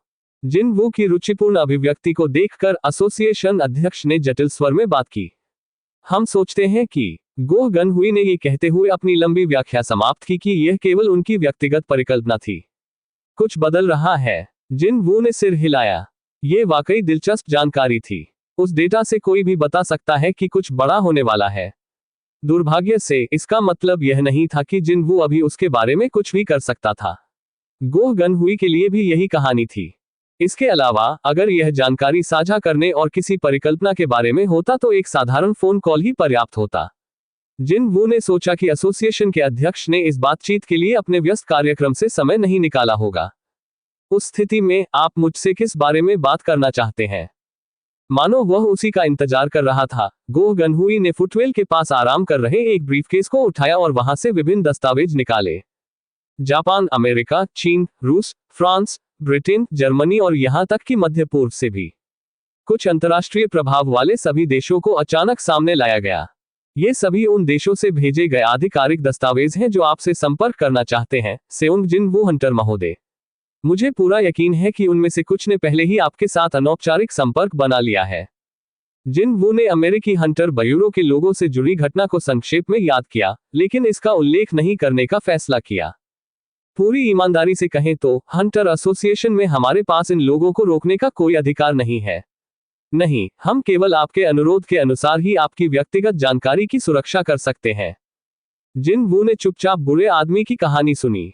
मुझे पता है कि सब कुछ आपके निर्णय पर निर्भर करता है, सेओंग जिनवू हंटर महोदय, लेकिन मुझे डर है कि अगर आपने हमें छोड़ने का फैसला किया तो हमारा देश आने वाले बदलावों को नहीं अपना पाएगा। किसी ठोस उत्तर के बजाय जिनवू ने अपनी नजर कार की खिड़की से बाहर कर दी। जैसे जैसे वह अनगिनत विचलित करने वाले विचारों में डूबता गया, देश के सबसे बड़े अस्पतालों में से एक उसकी नजर में आया। ये वही अस्पताल था जहां जिन आह को भर्ती कराया गया था। हम आपको हर वह सुविधा प्रदान करेंगे जो हम संभवतः प्रदान कर सकते हैं। गो गनहुई ने दस्तावेजों को ब्रीफकेस के अंदर वापस भर दिया और तनावपूर्ण अभिव्यक्ति के साथ जिनवू से पूछा, तो क्या आप कृपया दक्षिण कोरिया में ही रहेंगे? नाइट ऑर्डर की आक्रमण टीम चीटियों का पीछा करते हुए बॉस कक्ष के प्रवेश द्वार पर पहुंची। जियो यून ताई की आंखें तब और बड़ी हो गईं जब उसने चीटियों को देखा जो बॉस कक्ष में प्रवेश करने लगी थी।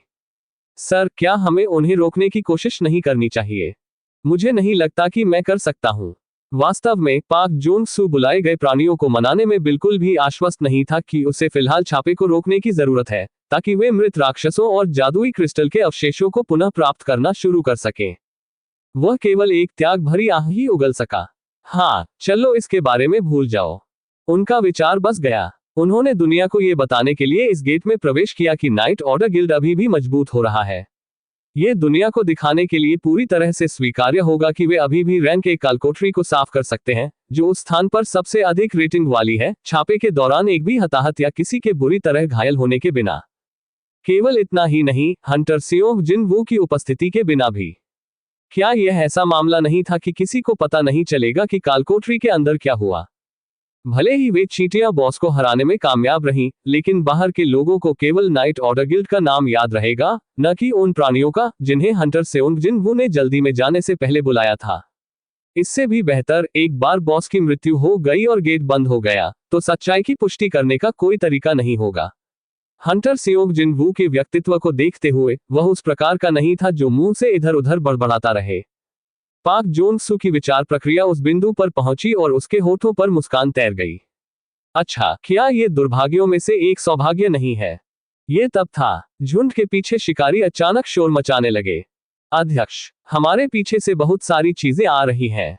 हाँ, मैं भी उन्हें आते हुए सुन सकता हूँ।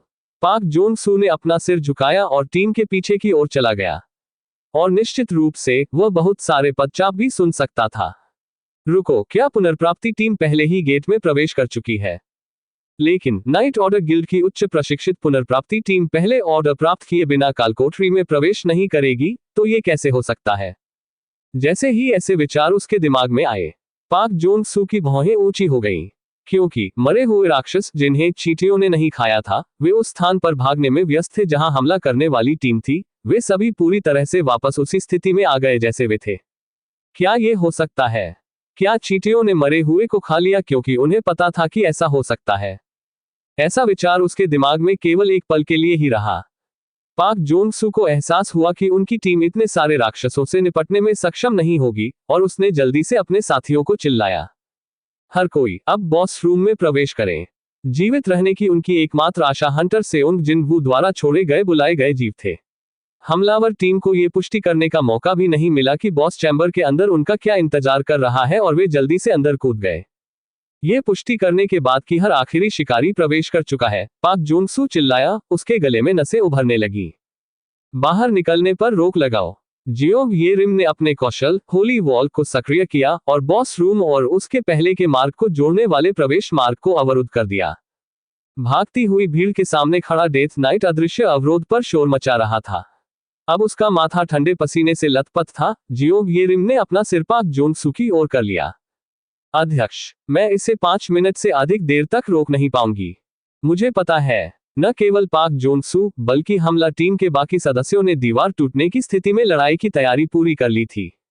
लेकिन जब उन्होंने दीवार के दूसरी ओर कीड़ों की भीड़ की तरह आगे बढ़ रहे मरे हुए राक्षसों को अच्छी तरह से देखा, तो उन्हें संदेह होने लगा कि क्या उनके यहाँ जीतने की कोई संभावना है। अब हम यहाँ केवल प्रार्थना कर सकते हैं कि सम्मन बॉस को जल्दी से मार दे और हमारे लिए रास्ता खोल दे। पाक जोंग सू ने पीछे मुड़कर उन चींटियों की ओर देखा जिन्हें हताश आंखों से बॉस का सामना करना चाहिए था। उसने प्रार्थना की कि बॉस लड़ने में आसान राक्षस है। ओह मेरे प्रिय प्रभु, उसकी आंखें पहले से भी अधिक खुल गईं।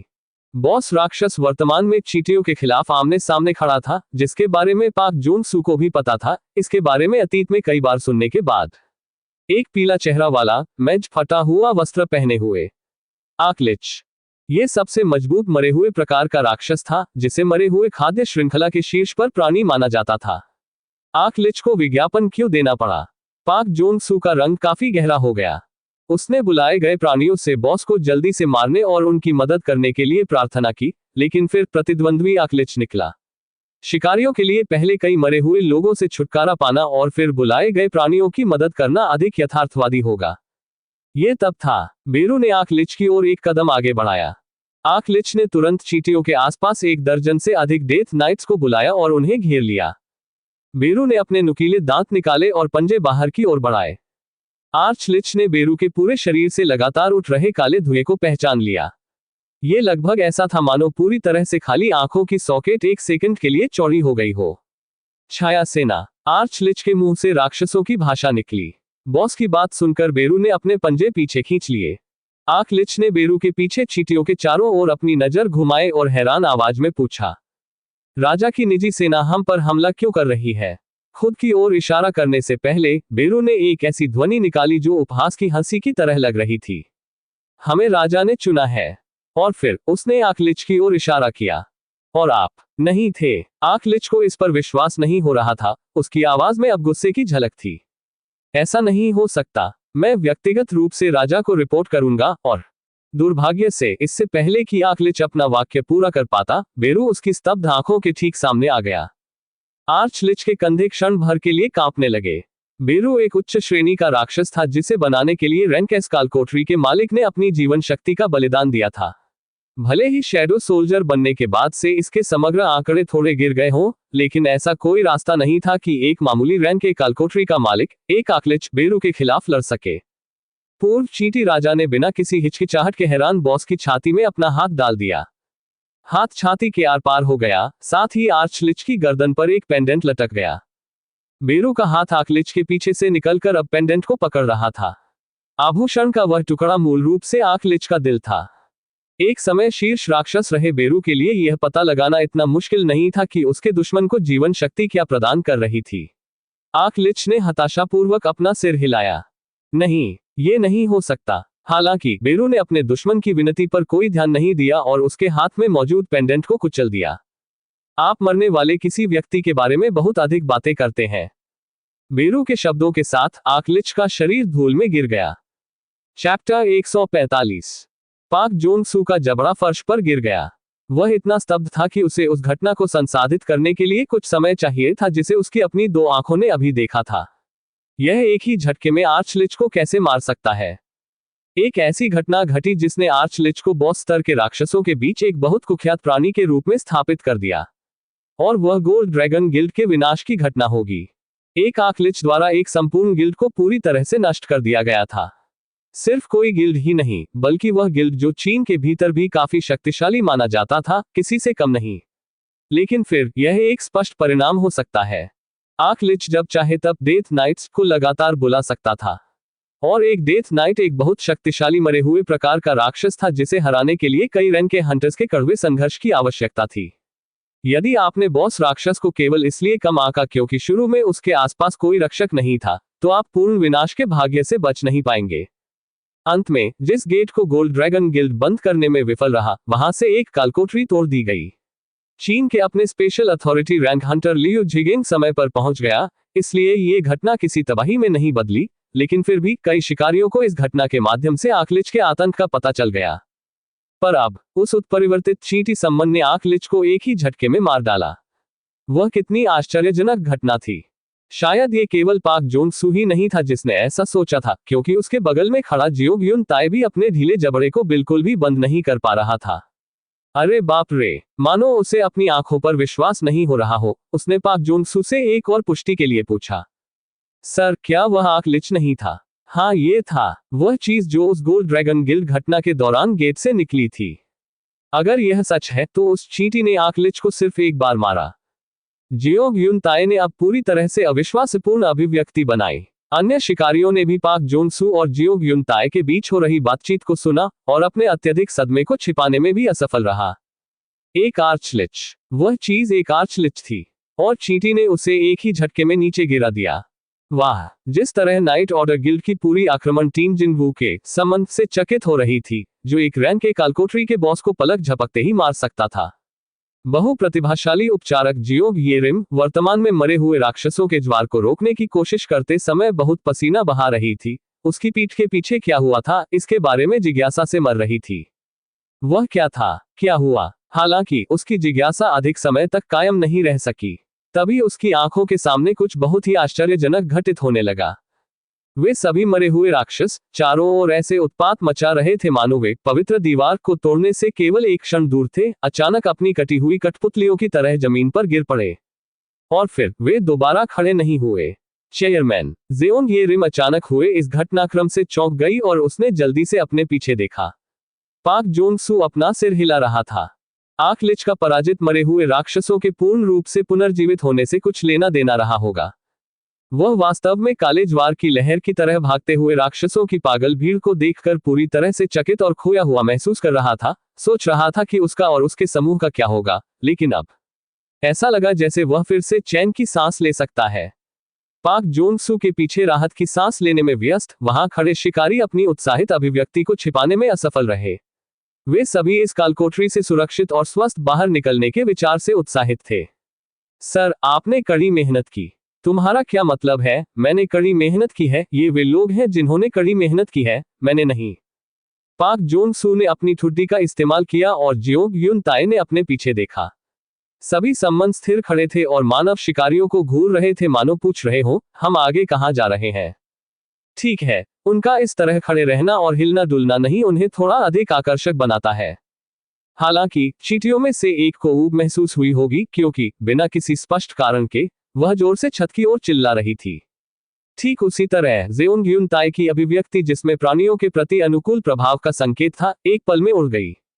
जियोंग युन ताए ने अपना सिर पीछे घुमाया और अपने बॉस से पूछा, सर, क्या ये सेओंग जिनवू हंटर महोदय द्वारा अकेले ही इस कालकोठरी को साफ करने जैसा नहीं है? हाँ, कमोबेश। पाक जोंग सू भी उस आकलन से सहमत था। कालकोठरी के गहरे हिस्सों में, जहां कठिनाई अपने उच्चतम स्तर पर थी, नाइट ऑर्डर गिल्ड की आक्रमण टीम ने कुछ नहीं किया, बस चींटी राक्षसों का पीछा किया। और वे चींटियां हंटर सेओंग जिनवू द्वारा बुलाए गए जीव थे। अंत में ये वही बात थी जैसे जिनवू ने अकेले ही कालकोठरी को साफ कर दिया था, जैसा कि जियोंग युन ताए ने संकेत दिया था। कैसी डरावनी शक्ति है! उन्होंने जेजू द्वीप में उसकी शक्ति की सीमा देखी थी, लेकिन वास्तव में इसे देखने के बाद उन्हें इस तथ्य को स्वीकार करना पड़ा कि उसके पास अविश्वसनीय क्षमता थी। तथ्य यह है कि बुलाए गए प्राणी आसानी से अपनी कल्पना से अधिक युद्ध कौशल का स्तर प्रदर्शित करने में सक्षम थे, और ये तथ्य कि सेओंग हंटर इन सम्मनों को स्वतंत्र रूप से नियंत्रित करने में सक्षम था। नाइट ऑर्डर के हंटर्स में एक गहरा मानसिक झटका लगा, जिसका मतलब है सेओंग जिनवू हंटर महोदय को गेट में प्रवेश करने की भी आवश्यकता नहीं है, और फिर भी वह इन लोगों को अंदर भेजकर इसे साफ कर सकता है। जियोंग युन ताए जो कह रहा था उसके बारे में ज्यादा सोचे बिना बोला। हालांकि पाक जोंग सू को महसूस हुआ कि जब उसके डिप्टी ने हाल ही में उल्लेख किया था तो उसके बारे में सोचने के बाद उसकी पूरी त्वचा पर रोंगटे खड़े हो गए थे। हंटर सेओंग द्वारा जेजू द्वीप में वापस लाए गए सम्मनों की संख्या कम से कम 200 से अधिक थी। ये सिर्फ उन्हीं में से था जो कैमरे में कैद हो गए। इसलिए यह अनुमान लगाना भी मुश्किल था कि वह वास्तव में एक साथ कितने लोगों को बुला सकता है। क्या होगा अगर उसे एक भी कदम उठाने की जरूरत नहीं है, लेकिन बस कालकोठरी को खाली करने के लिए अपना सम्मन भेजना होगा? इन प्राणियों को बुलाते और नियंत्रित करते समय जादुई ऊर्जा की कुछ कमी अवश्य होगी, इसलिए हो सकता है कि वह उन सभी का एक ही समय में उपयोग करने में सक्षम न हो, लेकिन उसके सम्मन का केवल आधा हिस्सा नहीं। भले ही वह आदमी उस आधे का केवल आधा ही उपयोग कर सके, उसकी पद्धति अन्य बड़े गिल्डों की तुलना में कहीं अधिक कुशल होगी। पाक जोंग सू को अचानक एहसास हुआ कि अगर हंटर सेओंग गिल्ड सार्वजनिक रूप से कारोबार करने वाली कंपनी होती तो उसने अपनी पूरी जिंदगी की बचत निवेश कर दी होती। सर, आइए अधिक समय बर्बाद न करें और अपने गिल्ड को सेओंग हंटर महोदय गिल्ड के साथ विलय करने के लिए आगे बढ़ें। ये लड़का वास्तव में अब पाक जोंग सू ने जेओंग युन ताए को डरावनी दृष्टि से देखा, इससे पहले कि उसकी अभिव्यक्ति और अधिक गंभीर हो जाती। इसे M&A के रूप में देखें, ठीक है। M&A सर्वश्रेष्ठ हंटर द्वारा बनाया गया नया गिल्ड और देश के 5 प्रमुख गिल्डों में से एक नाइट ऑर्डर M&A के लिए आगे बढ़ रहा है। ये कितना अच्छा लग रहा है। जियोंग यून ताए बड़े जोर से कांप उठा। तुम सच में उसमें अपनी किस्मत आजमाना चाहते हो, सर? इसके बारे में सोचो। सियोंग हंटर महोदय की क्षमताओं को हमारे गिल्ड की जानकारी के साथ मिलाएं। यहां तक कि हंटर्स गिल्ड जैसे लोगों को भी हमारी क्षमता से भयभीत होना चाहिए, यार। क्या उपाध्यक्ष चाहे इन बिना किसी कारण के हंटर्स गिल्ड छोड़कर हंटर सियोंग से हाथ मिला लेंगी? बिल्कुल नहीं। जैसे ही जियोंग यून ताए ने सिर हिलाया, उसके चेहरे पर खुशी उभर आई, लेकिन फिर उसने अपनी ठुड्डी को रगड़ना शुरू कर दिया और अपना सिर झुका लिया। लेकिन फिर, सर, आप ईमानदारी से मानते हैं कि सेओंग हंटर महोदय को हमारी जरूरत है? पाक जोंग सू ने विस्तार से बताया और समझाया। क्या आप वास्तव में सोचते हैं कि सेओंग जिन वू हंटर महोदय अगर काम करना चाहता है तो कानून की अवहेलना कर पाएगा? माफ करें, भले ही उसके सम्मान के लिए कालकोठरी को साफ करना संभव हो, फिर भी उसे छापेमारी टीम के लिए न्यूनतम संख्या को पूरा करना होगा, नहीं? उस प्रशंसनीय स्पष्टीकरण को सुनकर जियोंग यून ताए की अभिव्यक्ति एक बार फिर उज्ज्वल हो गई। आप सही कह रहे हैं, सर। जैसे ही दोनों व्यक्ति अपने चेहरे पर प्रसन्न मुस्कान के साथ एक दूसरे को देख रहे थे, उनके पैरों के नीचे की जमीन धीरे धीरे कांपने लगी। पाक जोंग सू ने समय बर्बाद करना बंद कर दिया। बॉस स्तर के राक्षस की मृत्यु के साथ गेट बंद होना शुरू हो गया था। ठीक है, पहले यहां से निकलने के बाद हम अपनी चर्चा जारी रखेंगे। हाँ, सर। पाक जोंग सू ने जोर से हमला करने वाली टीम के बाकी सदस्यों को बुलाया जो अभी भी उसके आदेश की प्रतीक्षा कर रहे थे। सभी लोग, गेट बंद होने से पहले हम सब इस जगह से निकल जाएं। आप वह सारी सुविधा देंगे जो आप दे सकते हैं? हाँ, ये सही है। जिन वू के सवाल का एसोसिएशन के अध्यक्ष गो गनहुई से आश्वस्त जवाब मिला। आधिकारिक तौर पर कोरियाई हंटर एसोसिएशन के डेटाबेस में 10 रैंक एस हंटर्स दर्ज थे, लेकिन अब वे 3 खो चुके थे। 2 राक्षसों के हाथों मारे गए, जबकि एक ने अमेरिका के लिए कोरिया छोड़ दिया। हंटर एसोसिएशन के दृष्टिकोण से वे अब इस मामले में लापरवाही नहीं बरत सकते। वे वह सब कुछ करना चाहते थे जो वे कर सकते थे। ये केवल एसोसिएशन के अध्यक्ष गो गनहुई की राय नहीं थी, बल्कि एसोसिएशन के बाकी लोगों की भी थी। जब तक यह अन्य रैंक के एस हंटर्स न हो, वे निश्चित रूप से हंटर सेओंग जिन वू को हाथ से निकलने नहीं दे सकते थे। गो गनहुई की आंखें दृढ़ संकल्प की रोशनी से चमक उठी। हंटर एसोसिएशन के प्रतिनिधि के रूप में उन्होंने पिछले कुछ वर्षों में अनगिनत शिकारियों से मुलाकात की थी। उनमें से कई ऐसे थे जिन्हें आप दुनिया के सबसे ताकतवर लोगों में से कुछ के रूप में भी योग्य मान सकते हैं। हालांकि सियोंग जिनवू पहला शिकारी था जिसने अपने दिल की धड़कन को इस तरह पागलों की तरह तेज कर दिया था। न केवल एसोसिएशन के अध्यक्ष के रूप में, बल्कि इस देश के नागरिक के रूप में, वह निश्चित रूप से चाहते थे कि जिनवू दक्षिण कोरिया में रहें। हम आपको वह हर सुविधा प्रदान करेंगे जो हम संभवतः प्रदान कर सकते हैं। उन शब्दों ने एसोसिएशन के अध्यक्ष गो गनहुई की जिन वू को देश में बनाए रखने की दृढ़ इच्छा व्यक्त की। उनमें यह भी बताया गया था कि वृद्ध व्यक्ति युवा हंटर के बारे में कितना उच्च विचार रखता था। अगर ऐसी बात है तो जिन वू ने अपना मुंह खोलने से पहले कुछ देर सोचा। क्या आप मुझे भविष्य में अकेले उच्च रैंकिंग वाले गेटों में प्रवेश करने देंगे? मुझे क्षमा करें। जब उसे पूरी तरह से अप्रत्याशित मान का सामना करना पड़ा तो गो गनहुई की आंखें खुली रह गईं। क्या आप मुझसे न्यूनतम संख्या नियम से आपको बाहर करने के लिए कह रहे हैं? जिन वू ने सिर हिलाया।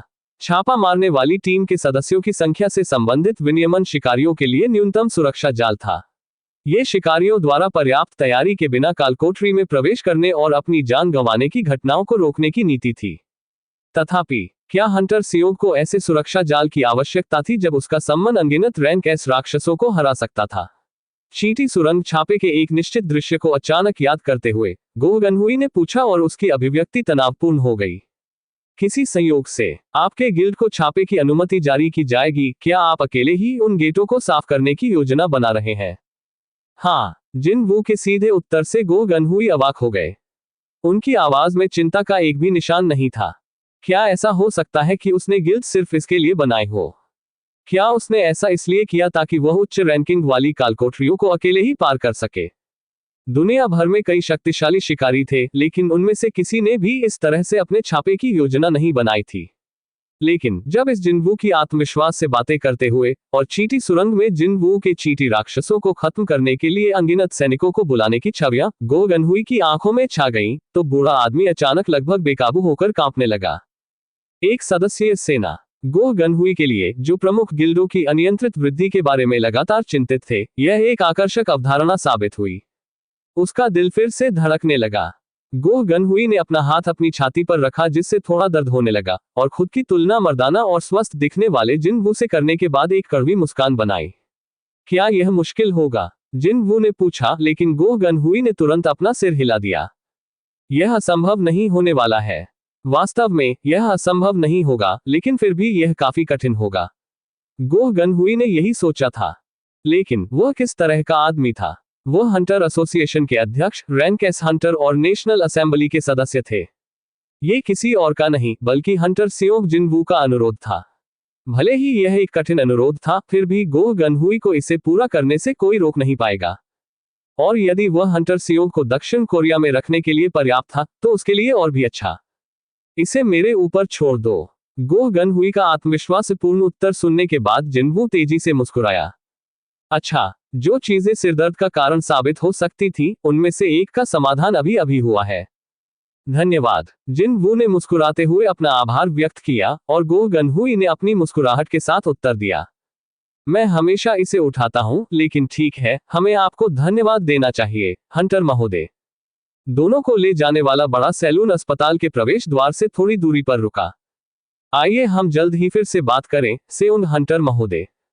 बिल्कुल। साधारण अलविदा कहने के बाद जिनवू कार से बाहर निकला। पीड़ितों को इस अस्पताल में स्थानांतरित किए जाने की खबर चारों ओर मिल गई होगी, क्योंकि प्रवेश द्वार पर पहले से ही बहुत सारे पत्रकार डेरा डाले हुए थे। कार का प्रवेश द्वार से काफी दूर रुकना वू जिन चियोल के विचार के कारण था। इसमें कोई संदेह नहीं था कि अगर एसोसिएशन अध्यक्ष को ले जा रही कार अस्पताल के सामने रुकती और जिनवू वहां से निकल जाता तो एक और हंगामा खड़ा हो जाता। यह ऐसा समय है जब प्रसिद्ध होना वास्तव में कष्टप्रद हो सकता है। जिनवू ने अपना सिर हिलाया और खुद को छुपाने के लिए गायब का इस्तेमाल किया। यूजिन कंस्ट्रक्शन के अध्यक्ष के कार्यालय के अंदर अध्यक्ष यू म्यूंग हान, जो असंभव रूप से चौड़ी मेज पर झपकी ले रहे थे, ने धीरे से अपने झुके हुए धड़ को ऊपर उठाया। सूरज की रोशनी खिड़कियों से एक कोण पर प्रवेश करती थी। उन्होंने महसूस किया कि उसकी पलकें असंभव रूप से भारी हो रही थीं, और ऐसा लग रहा था कि वह अंततः थोड़ी नींद में सो गए थे। डेस्क के सामने स्थित सोफे पर यू म्यूंग हान का दाहिना हाथ सचिव किम सीधा बैठा था और अपने बॉस की ओर देख रहा था। यू मायूंग हान ने बची हुई तंद्रा को दूर करने के लिए अपना चेहरा रगड़ा और बोला, लगता है मैंने थोड़ी देर के लिए झपकी ले ली है। मैं कितनी देर तक सोता रहा? सचिव किम ने अपनी कलाई घड़ी की ओर देखा और फिर अपना सिर ऊपर उठाया। सर, आप 23 घंटे 46 मिनट से सो रहे हैं। यू मायूंग हान का अपना चेहरा रगड़ता हुआ हाथ अचानक रुक गया। यदि आप 24 घंटे बीत जाने के बाद भी नहीं जागे तो मैं आपको अस्पताल ले जाने के आपके आदेश का पालन करने के लिए यहाँ इंतजार कर रहा हूँ। क्या वह बीमारी फिर से हमला कर रही थी? यू मायूंग हान का चेहरा, उनका हाथ अब उसे ढक नहीं रहा था, कड़ा हो गया था। वह कभी कभी बिना किसी चेतावनी संकेत के गहरी नींद की स्थिति में चले जाते थे, और एक बार सो जाने के बाद जागना कठिन और कठिन हो जाता था। अनंत निद्रा विकार। हालांकि यह प्रक्रिया धीमी थी, लेकिन यह बीमारी निश्चित रूप से अपने सभी पीड़ितों को मौत के द्वार तक खींच ले गई। सचिव किम तेजी से आगे बढ़ा और यू म्यूंग हान के सामने खड़ा हो गया। सर, मुझे आपको 2 बातें बतानी है। पोकर फेस के अपने उपनाम के अनुरूप यू म्यूंग हान ने पहले ही अपने चेहरे से चिंता के सभी निशान मिटा दिए थे और अपनी नियमित उदासीन अभिव्यक्ति पर वापस लौट आए थे। सेक्रेटरी किम ने बड़े डेस्क के कोने पर रखे अखबार को उठाया और विनम्रता से यू म्यूंग हान के सामने रख दिया। कुछ हद तक हैरान होकर यू म्यूंग हान ने जल्दी से कागज उठाया और उसे ब्राउज किया। पहले पन्ने पर प्रमुख लेख सियोल में एक स्कूल में गेट खुलने की घटना के बारे में था, जिसके कारण हाई स्कूल के सैकड़ों छात्रों को भारी नुकसान हुआ। उस भयानक समाचार को देखने के बाद यू म्यूंग हान का मुंह काला हो गया। ये कितनी भयानक घटना है। सुनिश्चित करें कि हमारी कंपनी स्कूल और पीड़ितों को कुछ दान दे। जी श्रीमान, लेकिन सभापति जी, ये बात नहीं है। यू मायूंग हान ने कागज नीचे रख दिया। सचिव किम थोड़ा झुके और ध्यान से अखबार का पन्ना पलटा ताकि अगला पन्ना देखा जा सके।